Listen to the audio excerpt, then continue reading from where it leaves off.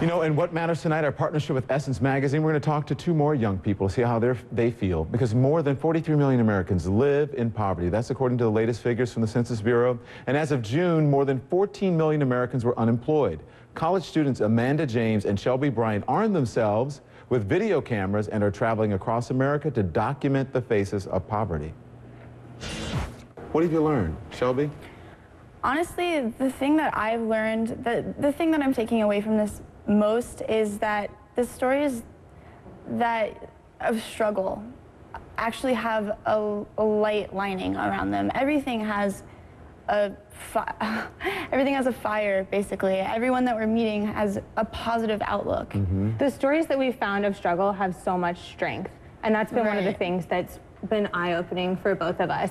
You know, when we were in Baltimore, it was the first day of our trip, and we met women who were single moms living in one of the more rough areas of Baltimore in the neighborhood of Druid Heights. Mm-hmm. And one of the women who we were interviewing invited us back to her neighborhood.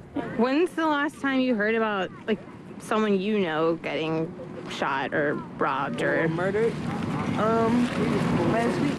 We got to see what it's like for her living a daily life in an area where she doesn't even feel safe to walk around with her children, yet she had decided to overcome that external environment and believe that it's her internal environment. It's not where you live or what you look like on the outside that matters, it's what you have on the inside. What happens inside, yeah. So it's just overcoming the obstacles. And it's interesting because if people your age, you would think that they were, you know, if you watch the reality shows that are on now especially, you would think most people your age are wealthy and they're driving around in these fancy cars and their parents have a lot of money. Do you know what I'm talking about? Right. But that's not the reality of it. That's not the reality of what's happening in America, all across America at least, right? Absolutely. And this was definitely a step away from the private universities that we both went to. Mm-hmm. Yeah. And that also hasn't been another really surprising part. We come from very different backgrounds than everyone that we've been spending all of our time with, but we have been welcomed with open arms. That has been really inspiring to see sort of this strength in humanity and this openness and acceptance of people who are just wanting to share their stories with us. What do you have advice for people who are watching, especially your age?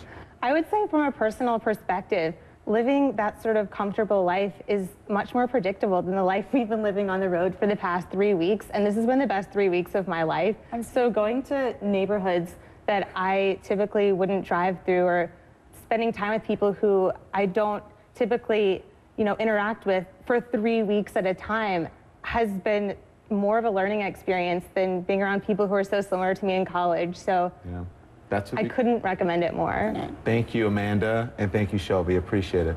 Yeah, thank you so much.